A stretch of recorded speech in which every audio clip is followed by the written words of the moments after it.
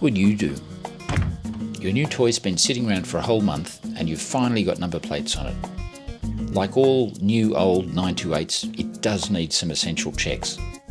But the 928 Whisperer guy hasn't got time to see it this month. So, it's got a full tank of 98 octane, a sunny day. Yeah, of course you would. Let's go. A proper drive around the block. Not far, 100 miles should be enough. On top of the 200,000 miles it's already got, I don't see a problem. Maybe we won't worry about the cassette player. So should I take some basic tools, a jack and a spare? Nah, stuff it. She'll be right. What could possibly go wrong? YOLO, as the kids say.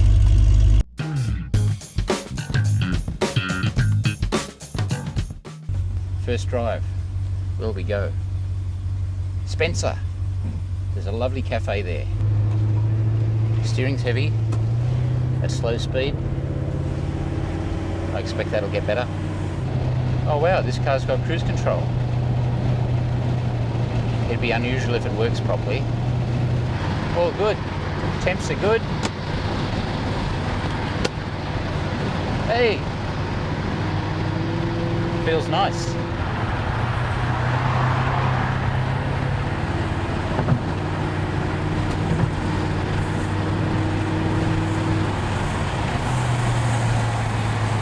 That was not smart.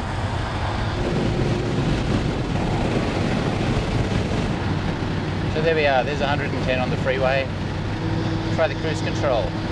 Well, it's accelerating by itself. Don't do that. Okay, cruise control doesn't work that well. It slows down up hills and give it a bit of a flat and it just keeps accelerating, so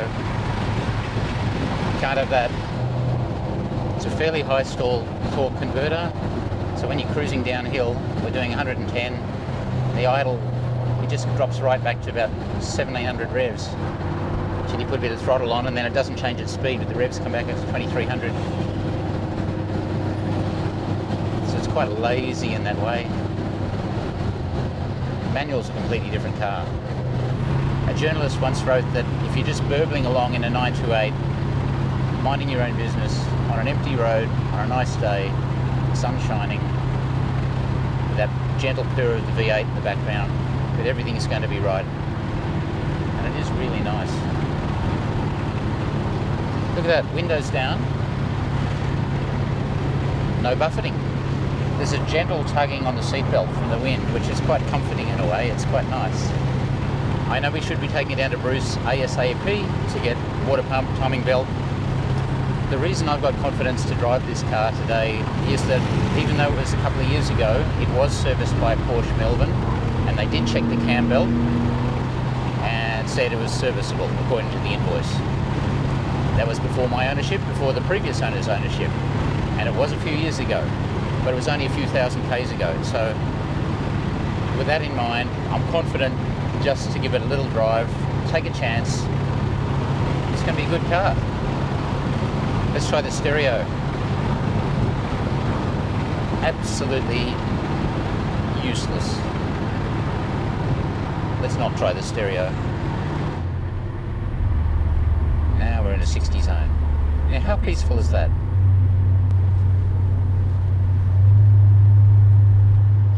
I have a feeling the fuel injectors in this car are very tired.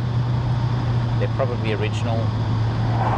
One of the dangers is the little fuel lines get really old and decrepit, and as soon as you flex them they break and they leak fuel, so we might have to change those. And there's an awful lot of little fuel lines around the engine bay. It just doesn't have the torque it should down low, and I think injectors will go a long way to helping that. Brakes have got a really firm feel, they're very good, and the ride's good. The tyres I think are a bit past it. I can feel the sidewalls feel really hard, like that.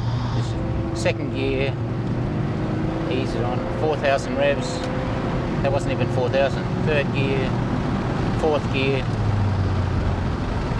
and now it's just doing idle revs. It's like 1,200 revs.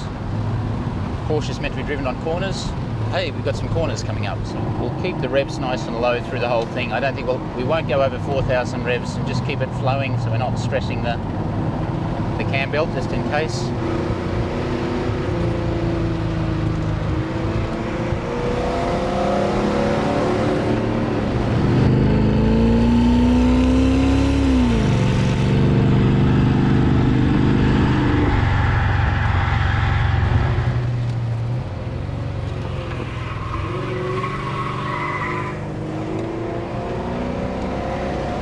tyres are a little tired. Yeah, I think it needs a set of P0s on it, or Michelin Pilot Sport 4s.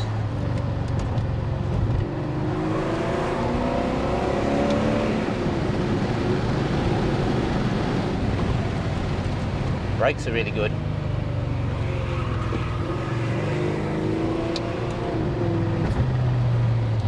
Yeah, it had a little more understeer than I would have expected there. Tyres, they're cheapies.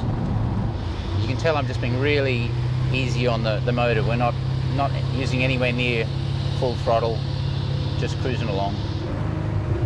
I'll just use a bit of second so you can hear it.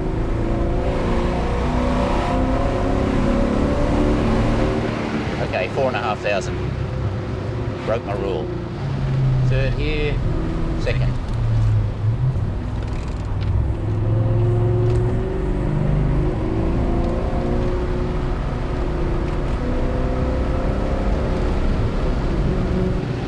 Oh, does that sound good to you?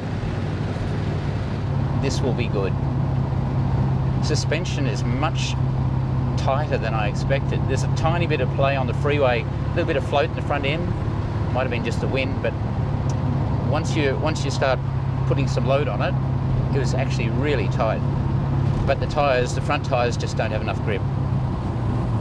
And I'm not pushing it hard enough to test the rears, but it's sitting really firm. The suspension design of these cars is such that they're very, very stable at the rear. Unlike the earlier 911s where you get lift-off oversteer, these things you lift off and they get a little bit of toe in and actually settle down and actually grip really well. So you can have a lot of confidence in the rear of these cars, so long as your tyres are in good condition. A lot of people, the inside of the tyres wear out and they don't notice, but independent rear, a bit like BMWs do. So you've got to watch the inside of your tyres, and if it gets a bit greasy, then suddenly they swap ends on you. But if your tyres are in good nick, the suspension's good, you can have a lot of confidence in the rear grip in these cars. So Mark and I really enjoy driving cars. Occasionally we have guest reviewers, and occasionally I go out by myself. I mean, have a look at the AMG SLS Black Series. An amazing car, $1 million car we were lucky enough to review. And the Ferraris are always fun. The 458 Speziale, that was an awesome day. So have a look there. If you're into electric cars, there's quite a lot there as well. The Taycan was a very special car. Anyone who says electric cars can't be exciting has not been in a Porsche Taycan. Give us a like, leave a comment. Love to read the comments. Have a look around, and thanks for watching the channel. Cicadas are funny, there's like thousands of them out there. The volume comes down like that, and then it goes up again till it's deafening, till it's louder than the car. Oh boy, it gets hot when you stop. When you're cruising, it's fine. The air just sort of flows through with no buffeting. That's the nice thing about these cars, they don't buffet, which is lucky when your air conditioning doesn't work and it's 30 something degrees outside. We'll need to fix that. Next stop, Spencer. Let's go and get some food. Up. Oh, that was a good jump.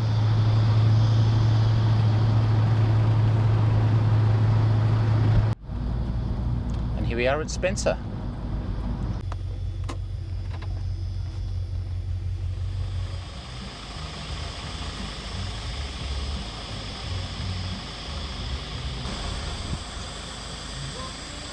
Thank you very much.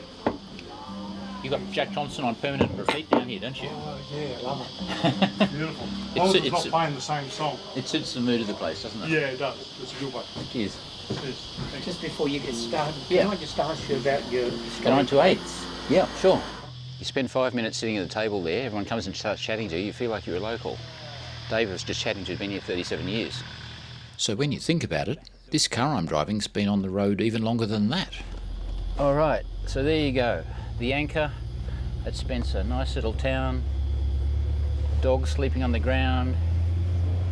Not an electric charge station to be seen within miles.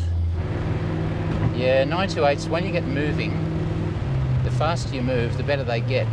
Steering's firm, 35k corner here. Apex, out wide, nice. So tall is the gearing. Here's a slow corner again, brake early, brakes are nice and firm, second, just to balance it. Long corner. Oh yeah, third for this one. As it opens up. Just staying very moderate speeds. Just cruising. There you go. Very enjoyable. You don't need a ton of horsepower. You can just cruise along at a moderate speed in a car like this and have a lot of fun. And when you come down a hill, back off the throttle and it falls right back to idle. So down this little hill, 100 k's an hour, and the engine's back at 1200 revs. Just beautiful. Just relax. Electric seats. How many cars can you do that? Drive along the freeway at 110 k's an hour, windows down, and you can chat. 2,100 revs. And you can still hear the cicadas over the top of the car. And it's just loping along. I have put the windows up now just so you can hear what it's like purring along there, like a kitten. It seems to really enjoy the Italian tune-up we gave it. It's been a really nice experience today. Really enjoyed it. All right, next stop in the 928 saga. We'll go down and see Brucey and Sean at Buchanan Automotive. He doesn't like being called a guru, but that's kind of the best word that fits. And we'll see what he's got to say about this car. Hope you've enjoyed it. Hope it's given you an insight into what it's like in Australian rural scenery too. It's quite nice, isn't it? It's a nice place to live, considering the turmoil going on in the world right now.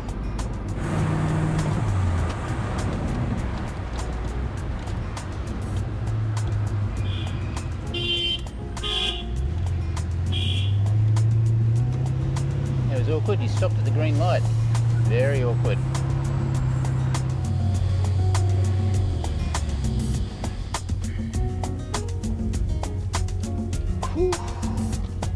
Now I'm getting hot. And so to the disappointing topic of fuel economy, or lack thereof. 170 kilometres and we used 26.6 litres. That's 15.6 litres per 100k, or 15 miles per gallon. Not good. And that was just cruising. I'm thinking injectors. Next stop, workshop. Bruce.